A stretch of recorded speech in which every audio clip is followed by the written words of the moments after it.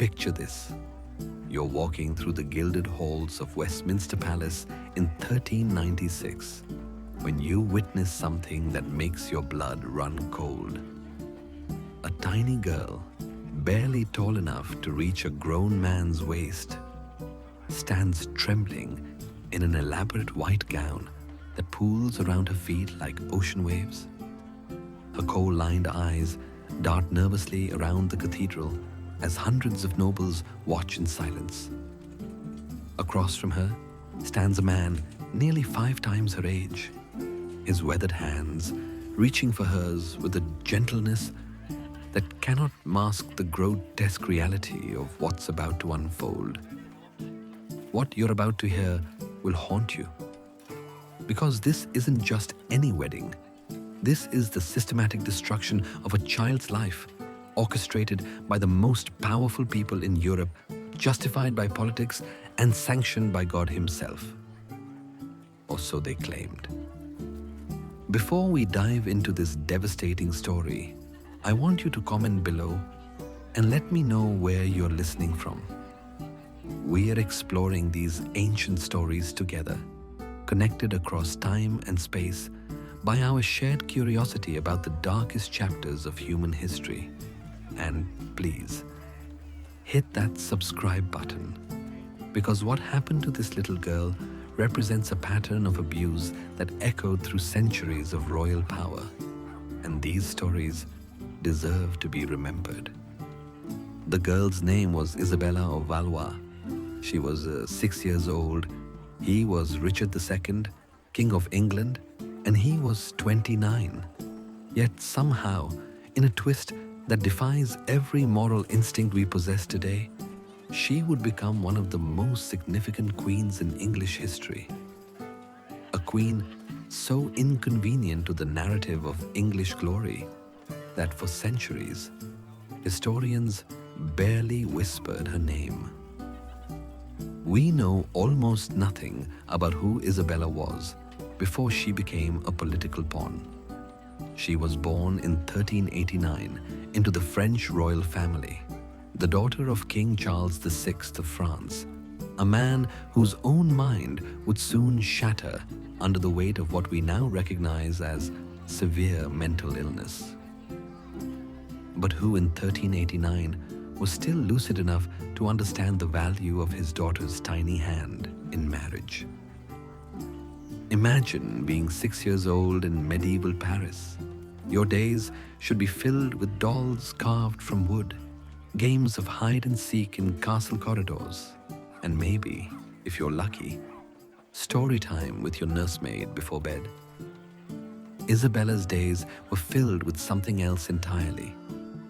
Political lessons on how to be the perfect wife to a king she'd never met, in a country whose language she barely spoke, for reasons she couldn't possibly comprehend. But here's what makes this story even more devastating. Isabella wasn't unique.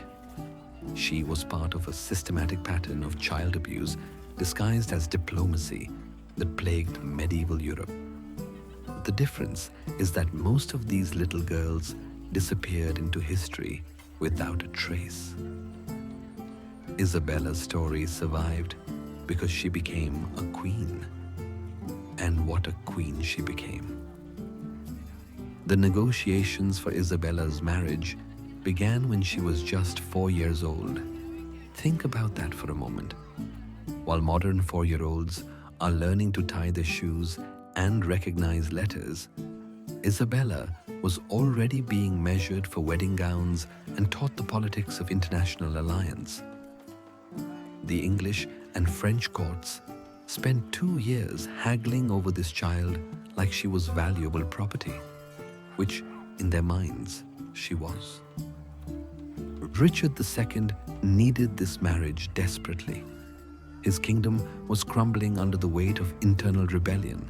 His nobles questioned his authority at every turn, and his first wife, Anne of Bohemia, had died childless, leaving him without an heir and without the political stability that a powerful marriage alliance could provide. The French offered him something irresistible: a massive dowry of 800,000 francs and a 28-year truce between England and France. All it would cost was one little girl's childhood. Charles VI, Isabella's father, was facing his own political nightmare. The 100 Years' War had devastated France for decades, and he needed peace to consolidate power and deal with his increasing episodes of madness. Giving his daughter to the English king seemed like a small price to pay for ending a war that had killed hundreds of thousands of his subjects. Neither king, in all their political calculations, seems to have considered what this would mean for the child at the center of their arrangement. On October 31st, 1396, 6-year-old Isabella stood in the Cathedral of St. Nicholas in Calais, France, wearing a dress so heavy with gold thread and precious stones that she could barely stand upright. The cathedral was packed with the most powerful nobles from both France and England, all there to witness what they called a triumph of diplomacy. What they was actually witnessing was the legal trafficking of a child. The ceremony itself was a grotesque spectacle of medieval pageantry. Isabella, who barely reached Richard's chest even when standing on the cathedral steps, had to be lifted up so she could place a ring on his finger. The witnesses later wrote that she trembled throughout the entire ceremony, though they attributed this to the honor of the occasion rather than the terror any reasonable person would expect from a 6-year-old being married to a strange man 3 decades older. Richard II, for his part, played the role of the gracious bridegroom. Contemporary accounts describe him as gentle with his child bride, even affectionate. But here's what makes this even more disturbing. Richard genuinely seemed to believe he was doing the right thing. In his mind, shaped by medieval notions of royal duty and divine right, he was securing peace for his kingdoms and providing Isabella with the highest honor any woman could achieve, becoming Queen of England. The wedding feast lasted 3 days. Isabella, exhausted and overwhelmed, was reportedly carried to her chambers on the 2nd night and slept through most of the 3rd day's celebrations. Meanwhile, Richard and the assembled nobles celebrated what they saw as a diplomatic masterpiece. The English had secured peace with France. The French had secured a powerful ally. And one little girl's life had been irretrievably changed forever. But here's where the story takes an even darker turn. Because what happened next reveals the true psychological cost of what had been done to Isabella. And it shows us just how completely her agency had been erased. Isabella was now Queen of England. But what did that actually mean for a 6-year-old child? She was given her own household, her own servants, her own palace chambers, decorated with tapestries depicting scenes from fairy tales, as if anyone involved had suddenly remembered she was still a child who might want something beautiful to look at. The reality was far more complex and disturbing. Isabella lived in a strange liminal space between childhood and adult responsibility. She was expected to conduct herself with the dignity of a queen, hosting court ladies and presiding over ceremonies, while simultaneously being treated like a living doll who could be moved around at the whim of more powerful adults. Richard, to his credit, did not consummate the marriage. By medieval standards, this made him remarkably restrained. Marriages were typically consummated when the girl reached 12 or 13, which was considered the age of consent in medieval law. But this small mercy doesn't erase the fundamental violation of Isabella's childhood and autonomy. Instead, Isabella was placed in a kind of suspended animation. She was a queen without real power, a wife without a marriage, a child without a childhood. She spent her days learning English, studying the complex protocols of English court life, and serving as a living symbol of the peace treaty between England and France. The English court initially treated her as a curiosity, a pretty little French princess who charmed everyone with her accent and her elaborate French fashions.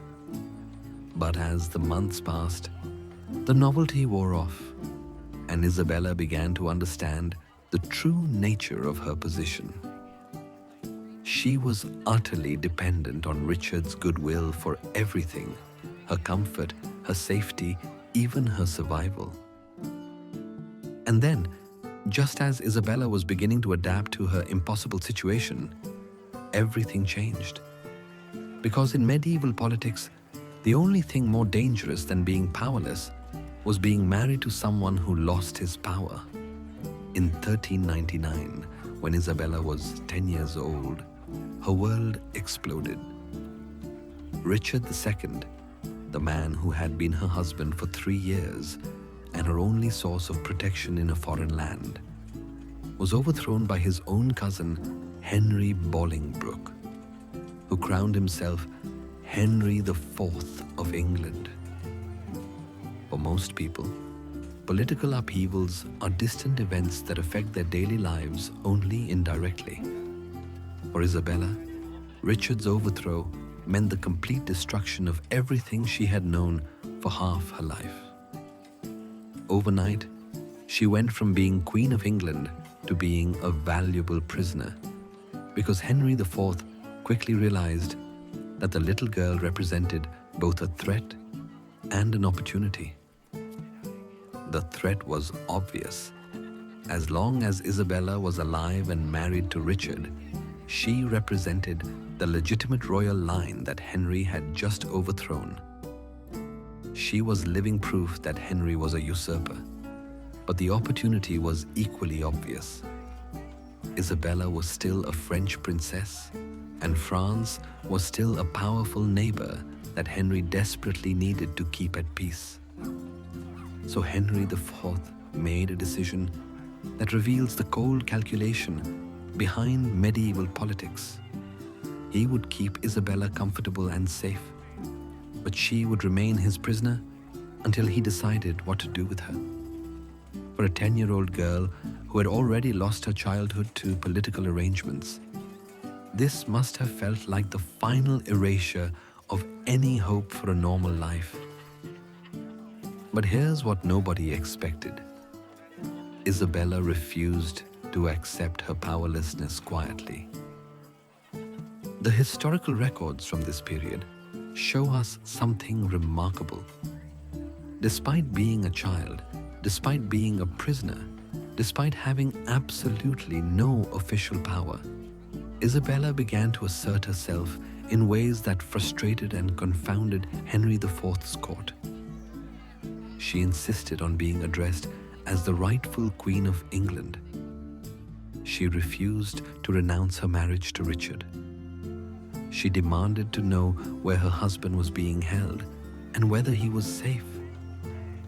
This wasn't just childish stubbornness, though Isabella was still undeniably a child. This was the beginning of a psychological survival strategy that would define the rest of her life. If everyone around her insisted on treating her as a political object rather than a person, then she would claim whatever agency she could, even if it was just the power to say no. Henry IV quickly discovered that managing a defiant child queen was more complicated than he had anticipated. Isabella's refusal to cooperate with his plans created a diplomatic nightmare. The French court was demanding her return, but Henry couldn't simply send her back. She knew too much about English politics and military strength, and there was always the risk that France would use her as a justification for renewing the war. Meanwhile, Isabella's continued insistence that she was Richard's rightful wife meant that Henry couldn't remarry her to create a new political alliance without first annulling her marriage to Richard.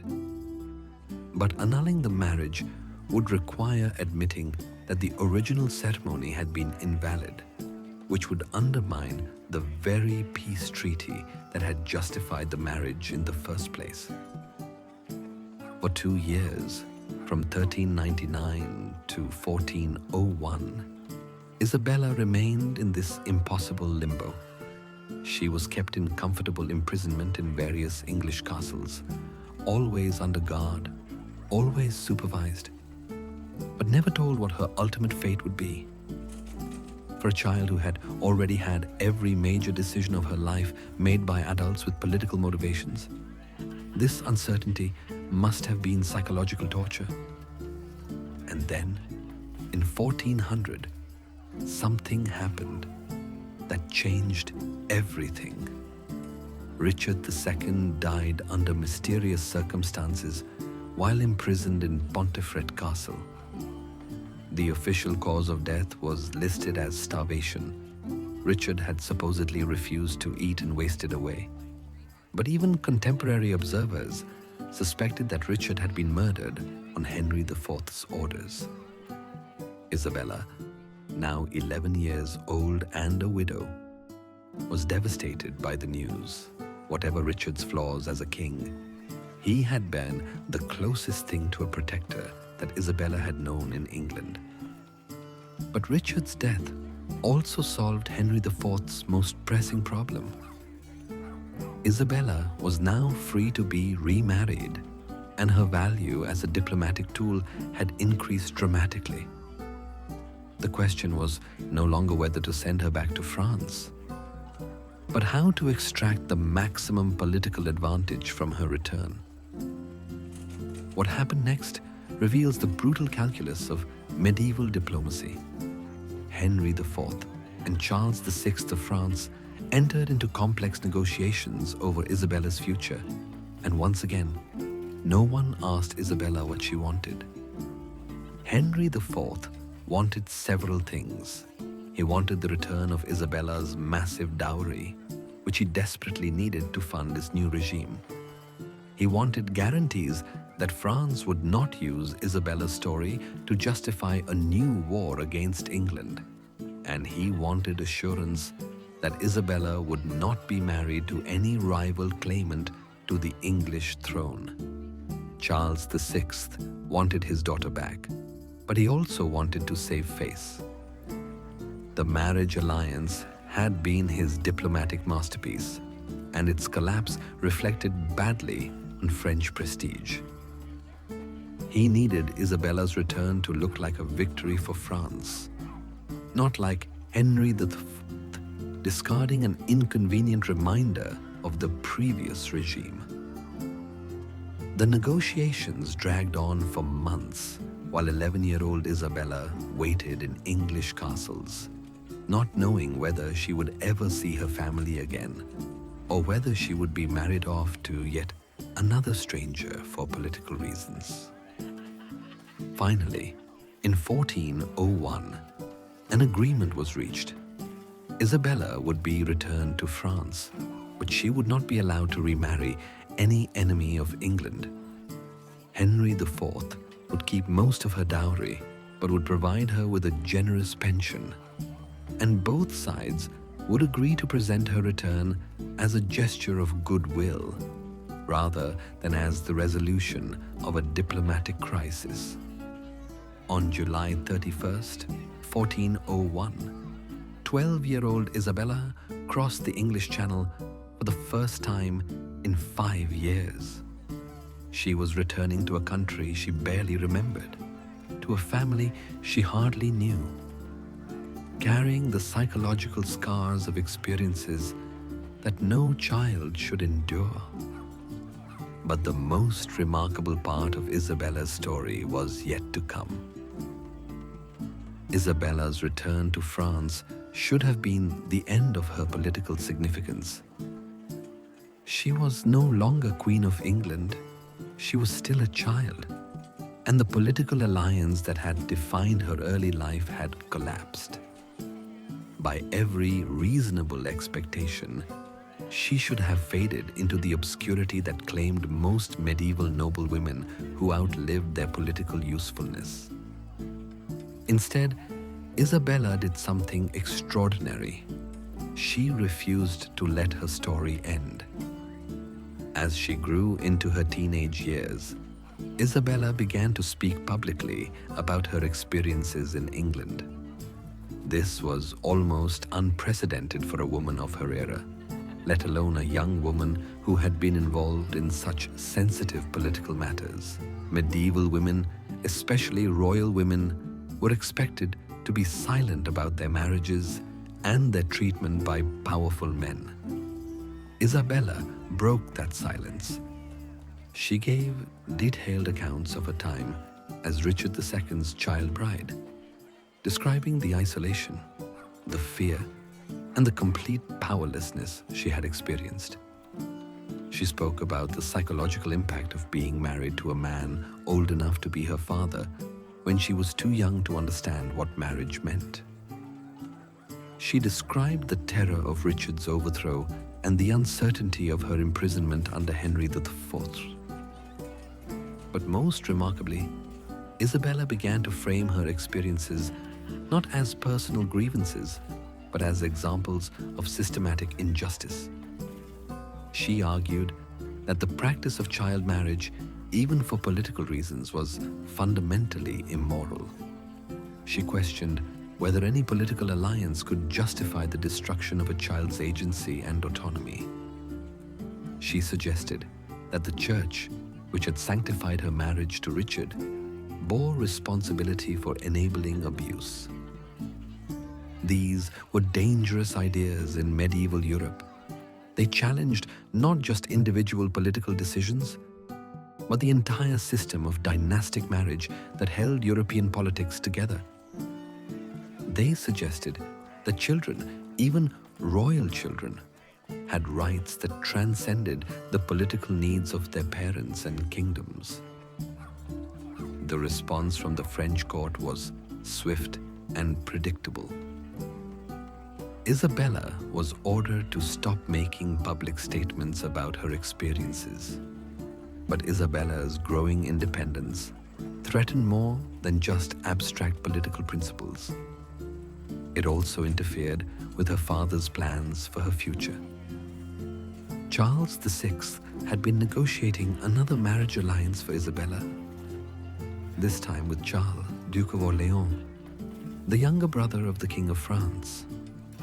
The parallels to Isabella's first marriage were disturbing. Once again, powerful men were arranging her life without consulting her preferences or desires. Once again, her value lay entirely in her ability to cement political relationships between powerful families. Once again, Isabella was expected to submit gracefully to arrangements made entirely for other people's benefit. But this time, Isabella was not a helpless 6-year-old. She was 19 years old. She had survived the destruction of one marriage alliance, and she had found her voice. When presented with the marriage contract, Isabella did something almost unheard of in medieval Europe. She negotiated. Isabella demanded guarantees about her treatment, insisted on retaining control over her own household and finances, and required that she be consulted on major political decisions that might affect her future. These demands were so unusual that the marriage negotiations nearly collapsed. No one quite knew how to handle a royal bride who insisted on having agency in her own life. Eventually, compromises were reached, and Isabella married Charles of Orléans in 1406. But even this marriage, which was by all accounts much happier than her first, revealed the ongoing constraints on Isabella's life. She was still expected to produce heirs for the Orleans family, still expected to subordinate her desires to political necessity, still trapped in a system that valued her only for her reproductive and diplomatic utility. The difference was that Isabella now understood the system well enough to work within it more effectively. She had learned to claim whatever agency she could while accepting the limitations she could not change. Isabella's second marriage produced 3 daughters, and by all accounts, she was a devoted mother who was determined to give her children the kind of childhood she had never experienced. She reportedly spent hours each day with her daughters, overseeing their education personally rather than delegating it entirely to tutors and governesses. But perhaps more significantly, Isabella used her position as a Duchess of Orleans to continue advocating for the ideas that had emerged from her traumatic experiences as a child bride. She quietly supported changes to canon law that would raise the minimum age for marriage. She funded convents that provided education for girls.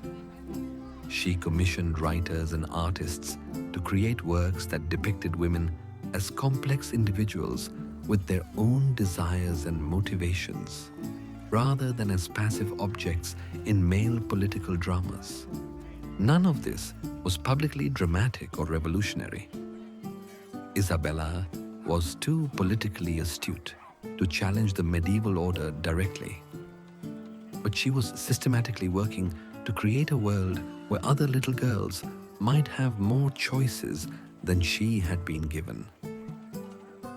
Tragically, Isabella's efforts to build a different kind of life were cut short by the realities of medieval mortality. She died in 1409 at the age of just 20, almost certainly from complications related to childbirth. Another reminder of how completely women's lives were dominated by their reproductive function. But Isabella's early death also ensured that her story would be largely forgotten by English historians, who found it inconvenient to dwell on the details of Henry IV's treatment of a child queen. Here's where Isabella's story becomes even more disturbing. The systematic way her experiences were erased from official English history. Henry IV and his descendants had obvious reasons to minimize Isabella's story. Acknowledging that Henry had kept a child queen as a prisoner would have undermined his claims to legitimacy and moral authority. Admitting that the English court had participated in what amounted to the trafficking of a 6-year-old girl would have complicated England's claims to Christian virtue and civilized governance. So English chroniclers developed a sanitized version of Isabella's story. In their accounts, she was a willing participant in a glorious political alliance. Her marriage to Richard II was presented as a love match between a gallant king and a charming princess. Her time under Henry IV's control was described as a comfortable temporary arrangement, while diplomatic details were resolved. Her return to France was framed as a generous gesture by a magnanimous usurper. This whitewashed version of events served everyone's interests except Isabella's. It allowed English kings to claim credit for humanitarian treatment of a French princess. It allowed French kings to maintain that their daughter had been treated with appropriate respect. It allowed the Church to continue sanctifying child marriages without confronting their inherent cruelty.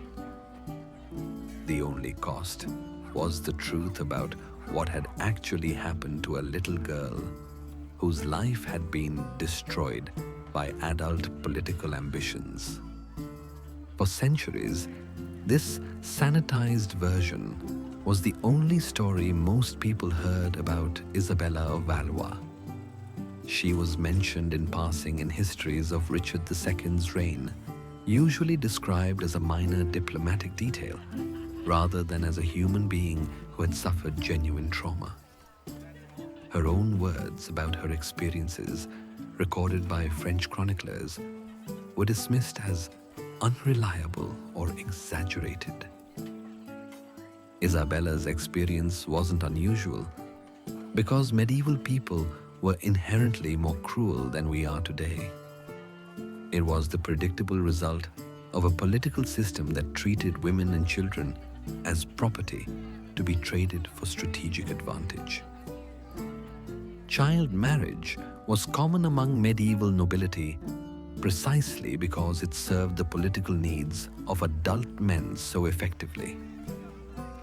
By marrying off daughters at extremely young ages, fathers could lock in advantageous alliances before political circumstances changed. By accepting child brides, men could gain access to dowries and political connections that might not be available later. The Church's willingness to sanctify these arrangements provided a veneer of moral respectability that obscured their fundamental cruelty. By declaring that marriage was a sacrament ordained by God, Church authorities made it nearly impossible to criticize child marriage without seeming to attack Christianity itself. The legal system reinforced these practices by defining children as the absolute property of their fathers until they were transferred to their husbands.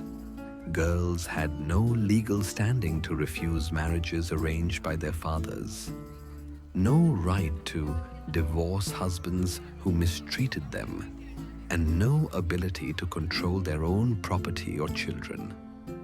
What made Isabella's story particularly tragic was that she was intelligent and strong-willed enough to understand what was being done to her, but too young and powerless to resist effectively. She spent her entire short life trying to claim agency in a system designed to deny her any. Isabella died too young to see the long-term impact of her advocacy, but the ideas she had championed slowly gained ground in the centuries after her death. The minimum age for marriage gradually increased.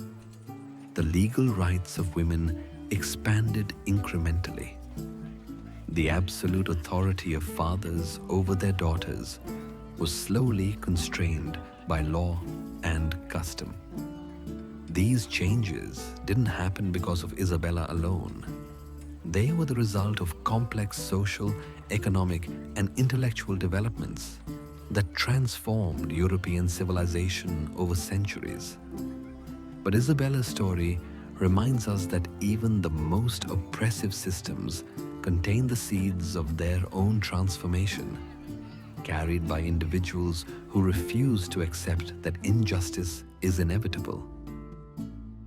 Her willingness to speak openly about her experiences as a child bride helped establish the principle that children, even royal children, have rights that transcend political necessity. Her advocacy for women's education contributed to a slow but steady expansion of opportunities for girls and women. Her insistence on negotiating the terms of her second marriage established precedents that other noble women could later invoke. Perhaps most importantly, Isabella's refusal to disappear quietly into obscurity serves as a reminder that history is not just the story of powerful men making political decisions. It's also the story of the people, especially women and children, who bore the costs of those decisions and who sometimes found ways to resist, adapt, and survive. Understanding why Isabella's story was systematically suppressed by English historians requires understanding the broader narrative that England was trying to tell about itself during the late medieval and early modern periods. England wanted to be seen as a civilized Christian nation that treated its allies with honor and respected the dignity of women and children. The true story of Isabella's treatment directly contradicted this narrative. It revealed English kings as capable of systematic cruelty toward children when it served their political interests. It showed English courts as willing to participate in what amounted to human trafficking when disguised as diplomatic marriage. Most damaging of all, Isabella's story revealed the moral bankruptcy of the entire system of dynastic marriage that English foreign policy depended on. If Isabella's treatment was condemned as abusive, what did that say about the dozens of other child marriages that English kings had arranged for their own daughters? What did it say about the political alliances that were built on the systematic sacrifice of children's well-being? English historians found it much easier to simply minimize Isabella's story rather than confront these uncomfortable questions. They focused on Richard II's political failures and Henry IV's political successes, treating Isabella as an insignificant footnote rather than as a person whose experiences revealed fundamental problems with the entire system.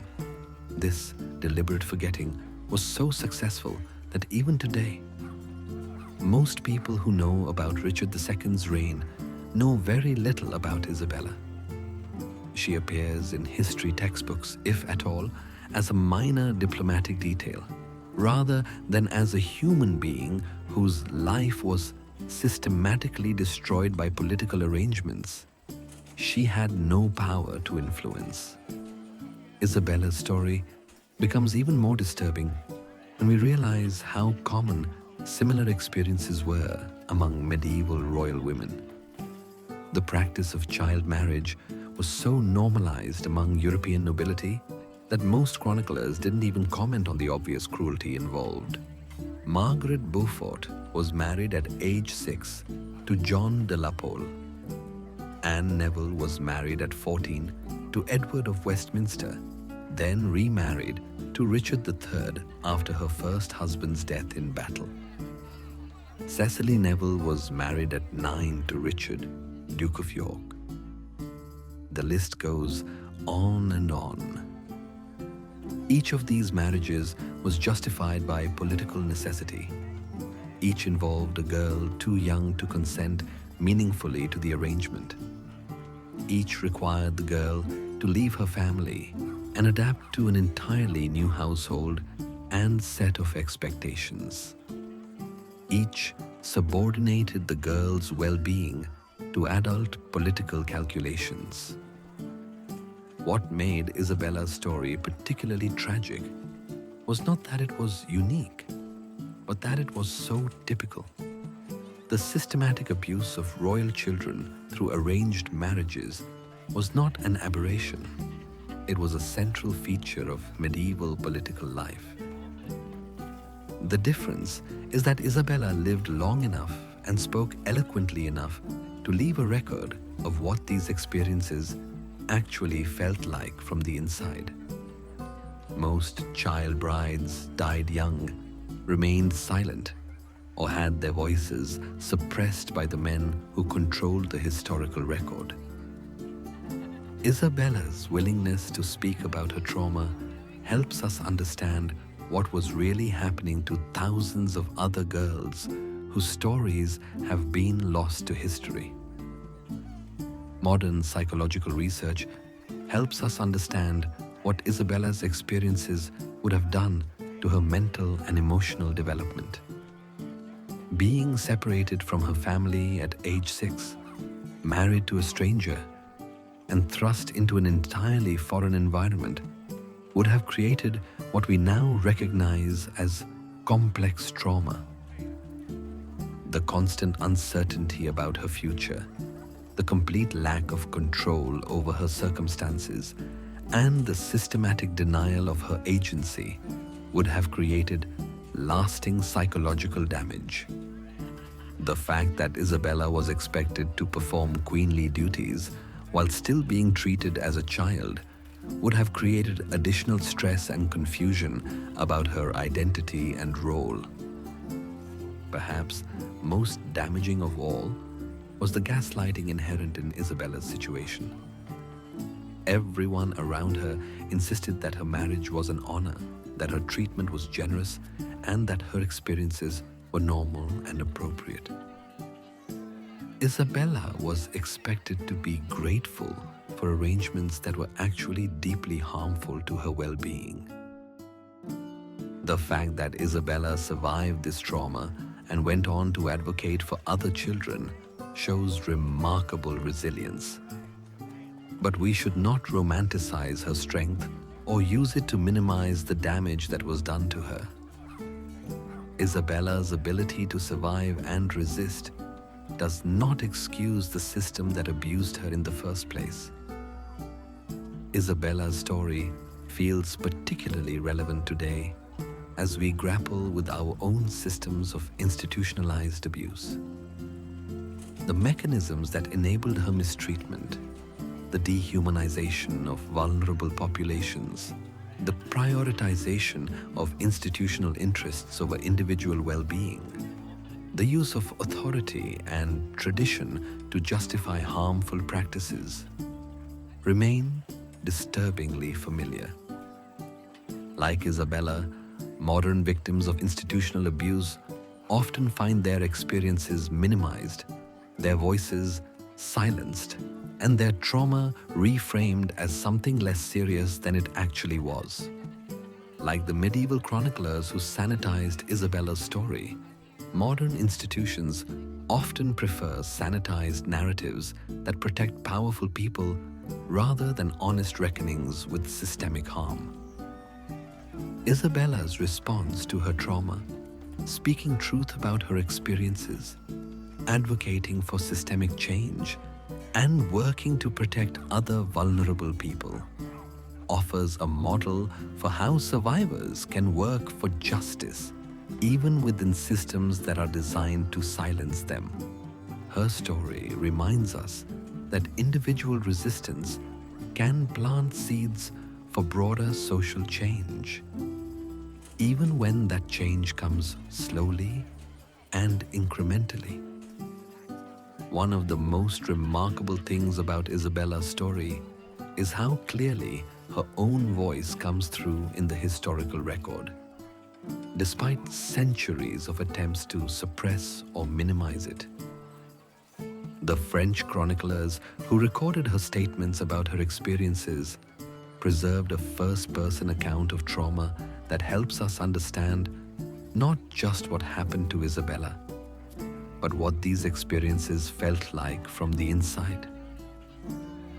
Isabella's descriptions of her fear during the wedding ceremony, her confusion about her role as a child queen, her terror during Richard's overthrow, and her determination to protect other children from similar experiences give us rare insight into the internal life of a medieval woman.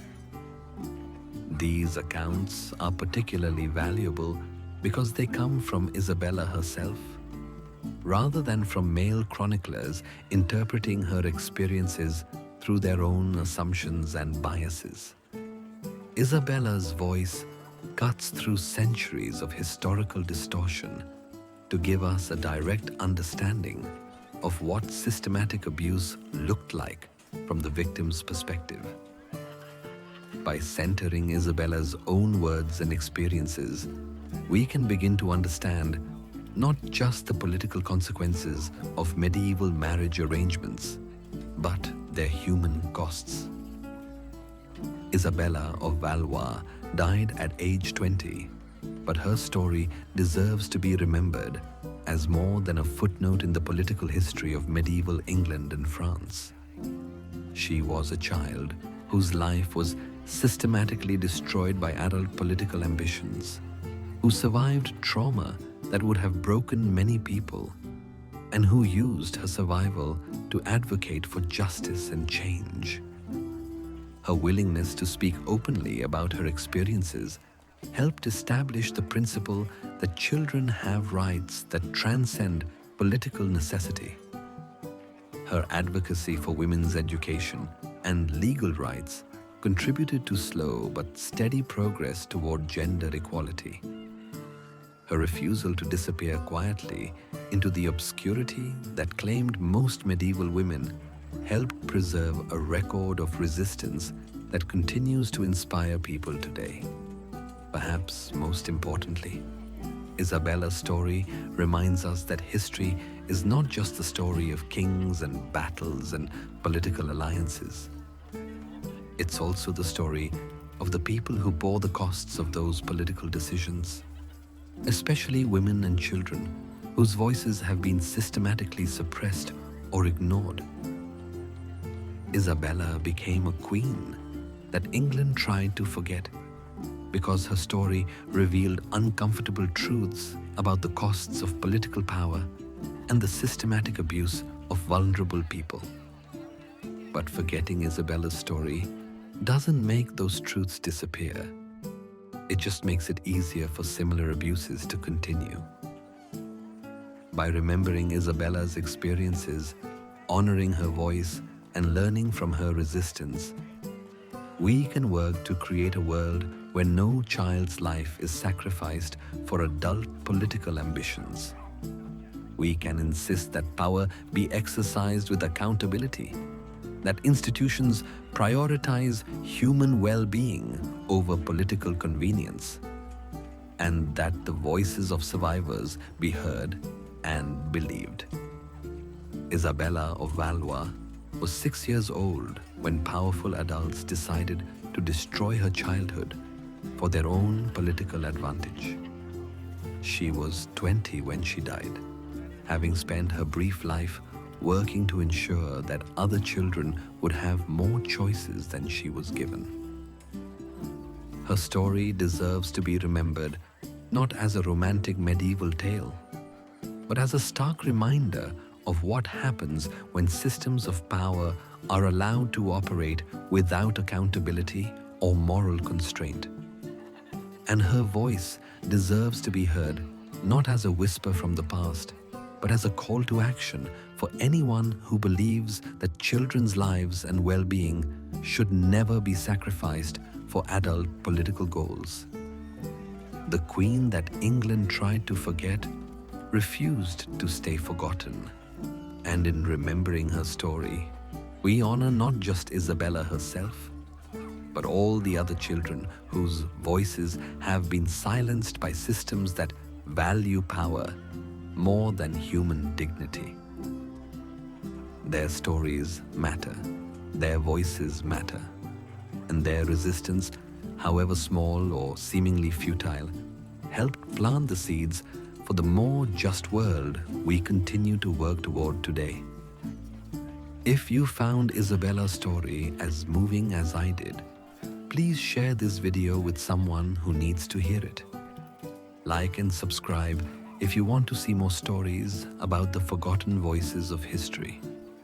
And remember, the best way to honor these historical victims is to make sure their stories aren't forgotten again.